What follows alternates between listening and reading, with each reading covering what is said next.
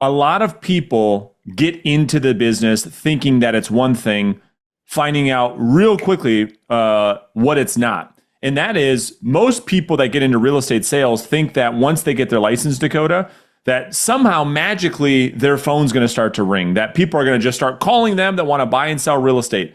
They quickly find out no one's coming for them. Was that your same experience? Brandon, I can't even put into words how much experience I actually had. I didn't even know what realistically what a buyer and seller's agent was. I passed the test off of memory. I thought, hey, when I get my license, I'm going to go into the office. Some people will come in, I'll snag them up. This will be like a movie star show. Bam, I don't have to talk to anybody.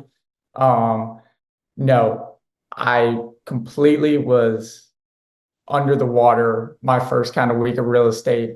And honestly, I think it looks like that for most people. From the public eye looking in, it was just, hey, well, my friends are realtors, so they do business. Isn't that how it's going to work for me? But when your friends are 20-year-old college kids, they're not going to buy a house. So, Yeah.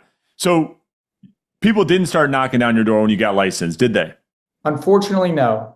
Yeah. So what did you do? I mean, you've been in the business for 6 months. You found out quickly, okay, I'm licensed. I'm going into the office. No one's coming in. No one's calling me to buy and sell houses. What did you do then as a new agent to start to think, okay, how am I going to start to get clients?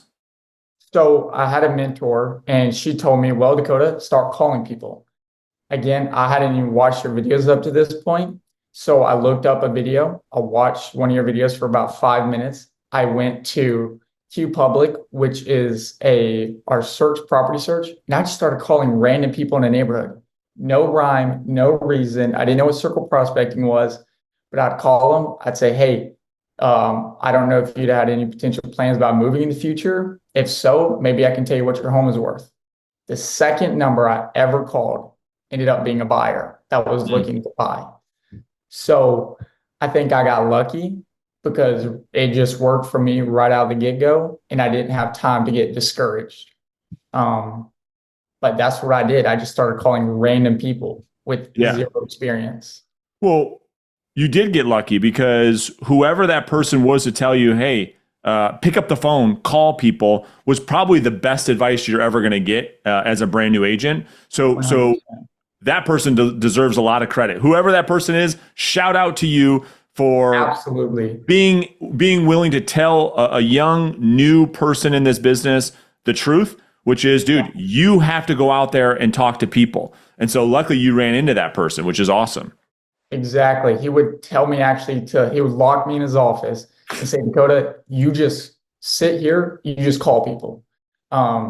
He didn't show me how, but he told me that if I didn't call people, that nobody was going to come, my friends and family, why would they list with me when I haven't even done any business?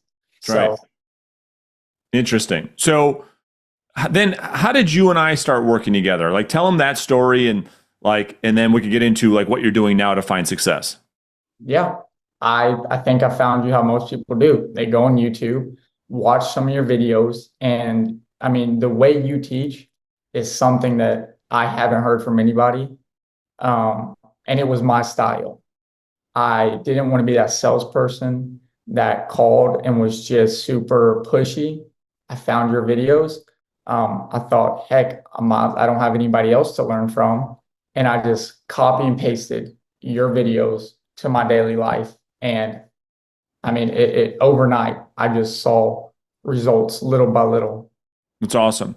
I am curious though, being such a brand new agent, first off, it usually takes new real estate agents a year or two before they start to think, okay, maybe I don't have all this figured out. Maybe I should start to look into this coaching thing. I keep hearing these top performers talk about hire a coach, hire a coach, hire a coach.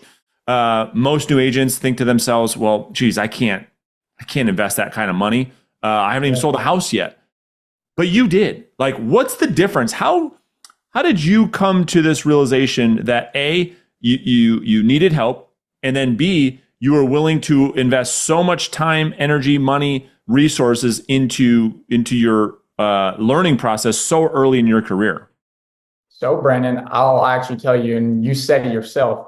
I grew up playing basketball. That's what I thought I wanted to do after high school. And I had a personal trainer from the time that I was in fourth grade. That personal trainer, I was playing basketball like a sport. People don't look at real estate like a sport, but I've looked at it very competitively. Who's going to be the agent that can get in front of the most people and win the most listings? And so I want to coach on my side, a personal one rather than my brokerage. And also when I was watching your videos, which helped me exponentially, but I still felt like I was leaving some on the table, if that makes sense. Mm, There were some deals, some prospects, clients that I feel like if I had just a little bit more skill, they wouldn't have went under me. And so that's when I decided, hey, I want to cast my net out and I want to get every lead that I can and convert them. And I decided to go with your coaching. got it. Yeah, it makes a ton of sense, right? I mean, it's like I still have a coach to this day. And so again, it just makes sense. If you want to continue to level up, it's like, well, it's real simple. Find somebody who has already done what it is that you're trying to do. And then you can invest in working with that person and cut the learning curve down by decades. It's real simple. Exactly. There's no real secret to it. Okay.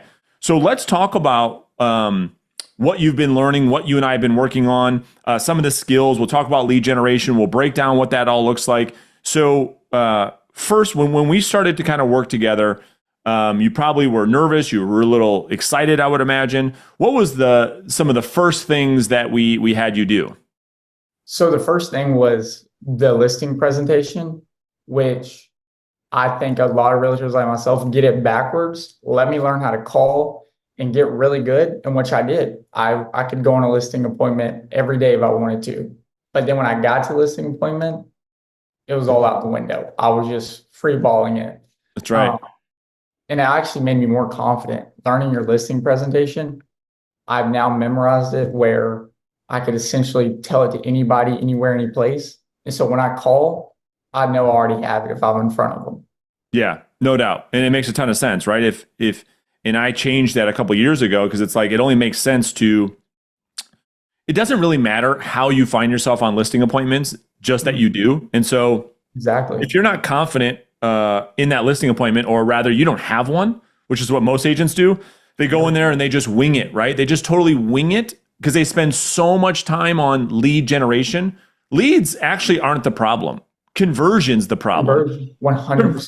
Conversion's the problem. Tell us about that. When I luckily I was able to actually be pretty good at talking to people over the phone. And realistically, Brandon, 3 phone calls I could find myself somehow, some way in front of somebody. Yeah. But then when I got there, it was like, okay, can I list your house? No, I don't know what to do. And I found that a lot of realtors, they didn't have a listing presentation. That's right. And so I was like, when I found yours, it just was like copy and paste. Works every time. That's cool. All right. So we're going to talk, we'll come back to that. So let's break down the business. Obviously you have an outbound prospecting model. Yep. Which lead sources are you focused on right now? For sale by owner. Yeah. One of my favorite sources of business. It's how I got started in the business as well. So you're focused on for sale by owners. How much time do you spend prospecting those every day right now? So every day, my mornings is when I do my prospecting. I'm very big on being the first one to call them, so they're not as angry when I'm the 12th one that's called them. I usually spend about 2 hours, 3 hours. I'll be perfectly honest, Brandon. I'm not making 20 contacts a day. Instead, I'm probably making around 7 or 9 contacts, but those conversations are probably 15-minute conversations. Well, and not just that, but if your conversations are with a for sale by owner or an expired listing, oftentimes you don't have to do 20, right? Because the conversion's way higher. We say that the average contact to lead ratio is 10%. Well, it's more like 20, 25% if it's all FSBOs and expireds. When you throw in circle prospecting, et cetera, all these different lead sources, it brings down the conversion to 10%. So yeah, to your point, if you're having 9 or 10 conversations with for sale by owners, how many of those, Dakota, typically turn into either a lead or an appointment set on average? So on average, getting an appointment off the first phone call is not my strong suit. Of course, I've called a for sale owner, and that day I went on the listing and got it. Most of them come off that second phone call, That's which right. that's when your coaching really helped me because I was shooting myself in the foot, technically. I'd call them, have a great first conversation, and then that was it. I didn't really, my follow up was not there. So I would say my average, I'm not good at tracking my numbers, Brandon. You're Fully not, honest. not yet, not yet. Not yet, not yet. But no, I would say every listing I've gone on, besides a handful, I've taken 12 listings. I've been on about 17 listing appointments. And the other ones that I didn't take probably weren't real listing appointments to begin with. I just Yeah. crammed them in. Yeah. But I mean, let's face it. I mean, you've taken 12 listings. How long has that been? I know you've been licensed for 6 months, but what is the time length in you getting the 12 listings?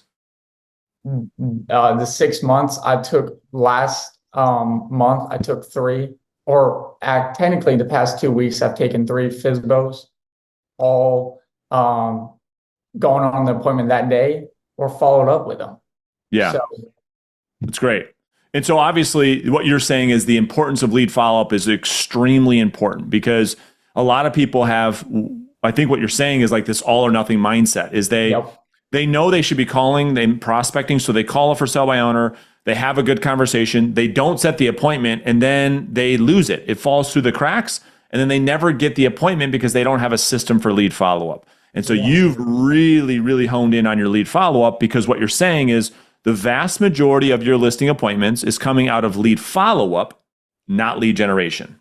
1000%. And honestly, my biggest problem too was I didn't know how to follow up. Sure. I didn't set the framework from that call. If I didn't get that appointment, I didn't say, hey, I'm going to follow up with you to see where you're at this point next week. I would just follow up with them and just say, hey, have you sold your house yet? And there'd be nowhere for me to go. Sure. So really framing that first appointment, if you can't get the actual appointment, into providing them value for the next follow-up has you said one time, if you don't know what you're going to say on a follow-up, then it's not a follow-up. That's right. That changed my whole mindset. Yeah, I love it. Okay. So shifting gears, let's go back to the listing appointment for a second. Here's the thing I really want to spend some time on, Dakota. Yeah. Is you've taken 12 listings in the span of 6 months. Most agents with a lot more experience than you won't take 12 listings this year. And so you're able to go out there and win business, competing with more experienced agents, yet you're the one winning the business. What have you learned inside of the listing presentation? Maybe 1, 2, or 3 techniques or strategies or tactics that I've taught you that help you, that you feel has helped you to actually win clients. So number one, I hear here all the time is the framework. That's right. It sounds super basic, but ultimately when you set that framework, the rest of it just drops. The whole appointment from there is super, super no pressure for them to go and say no to you because that's what they want to do when you first come out. They want to say no. And I would say the second biggest thing that I love about your listing is the value part. I can't tell you, Brandon, I've literally had clients tell me, Dakota, wow, if you were my own son, I'd be so proud of you because that's so smart. About the no handcuff agreement and the savvy seller agreement, nobody else is doing it. Zero. It's great. It's great. And to your point, going back to part 1, the setting of the agenda, really for the audience sake, we don't have time to get into the whole thing, but essentially what we're doing is we're painting the picture, A, of, hey, here's how this meeting is going to go. Makes people feel really comfortable. B, we talk about all the potential options at the end of what can happen, and we make it safe for the prospect to say yes or no without any pressure towards yes. And so what you do at the beginning, this is why I always tell everybody, if you're getting to the end of a listing appointment and you have tough time closing, it's not what you're doing at the end. It's what you're not doing at the beginning that's causing you to lose the business at the end. Would you agree with that?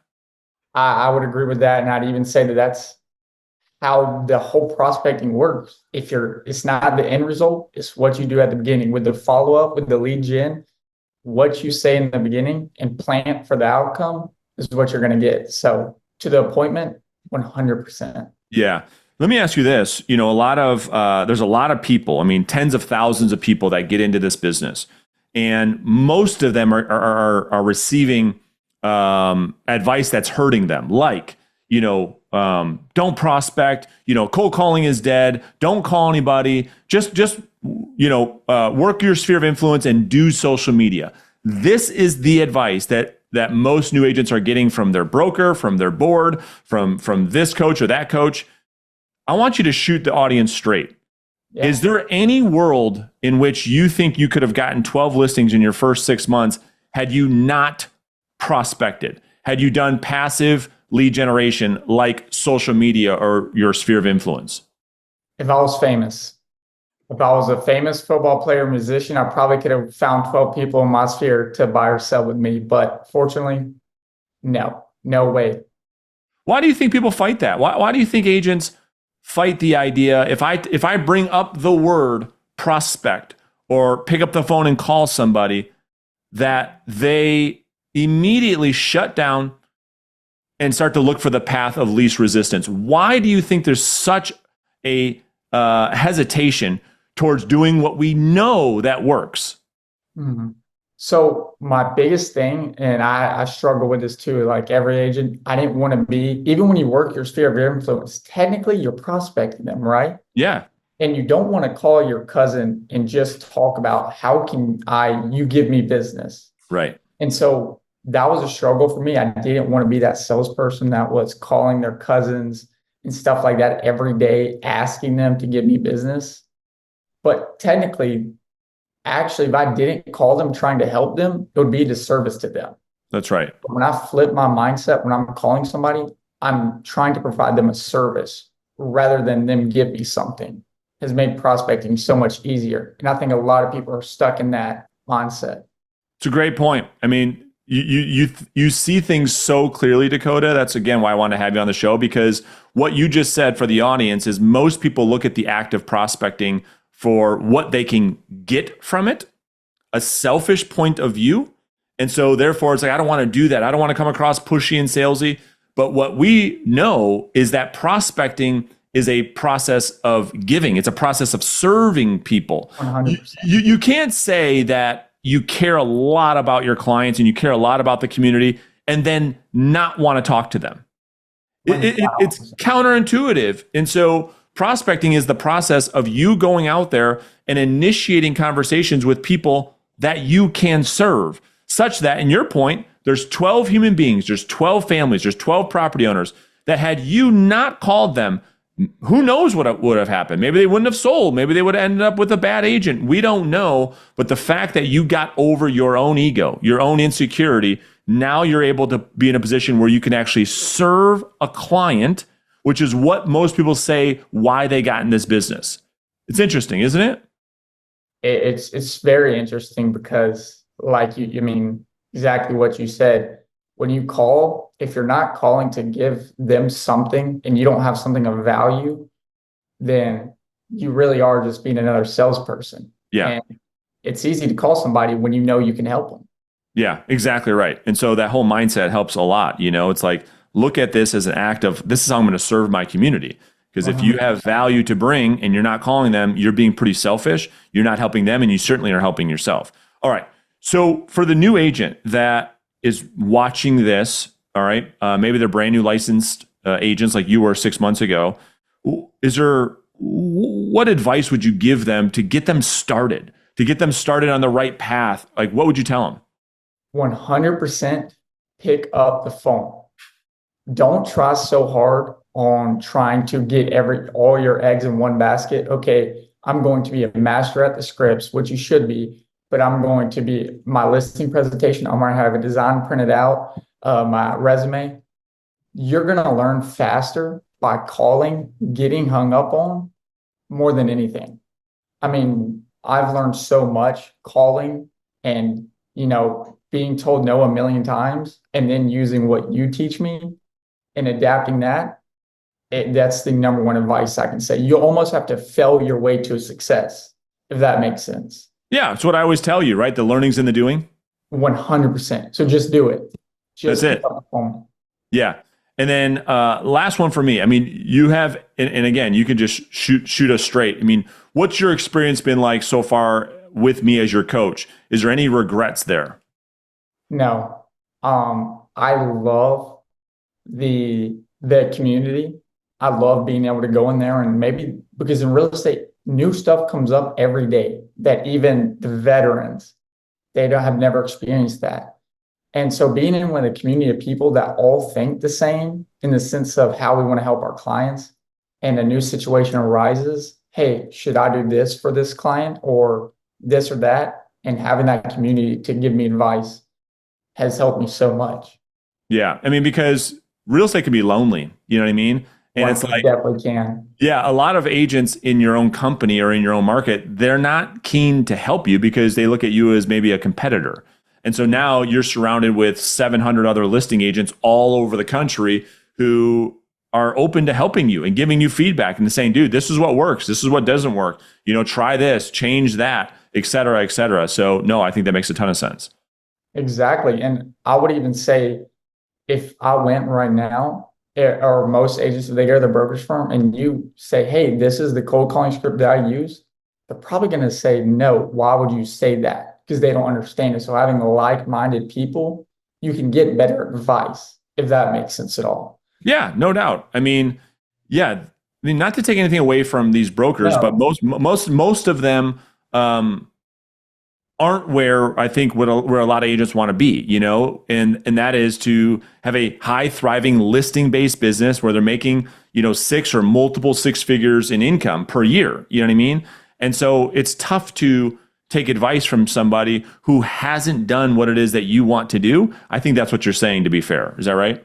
100%. Or they haven't cold called in 10, Yeah. 15 They've never years. prospected. They've never done the thing. They don't have the sales skills. And so therefore to ask them advice on how to sell or how to prospect doesn't make a whole Yeah. lot of sense. No, that's exactly what I was looking for. Yeah. Well, listen, Dakota, I appreciate the time and you doing this and pouring back into other people. It'll be interesting to see. I'd love to have you back on in a year from now and talk about your trajectory over the past year if you'd be open to that. I would absolutely love that. I have a big goal for myself for the second 6 months of my career. And Which so is, I want to at least sell 25 homes my first year in real estate.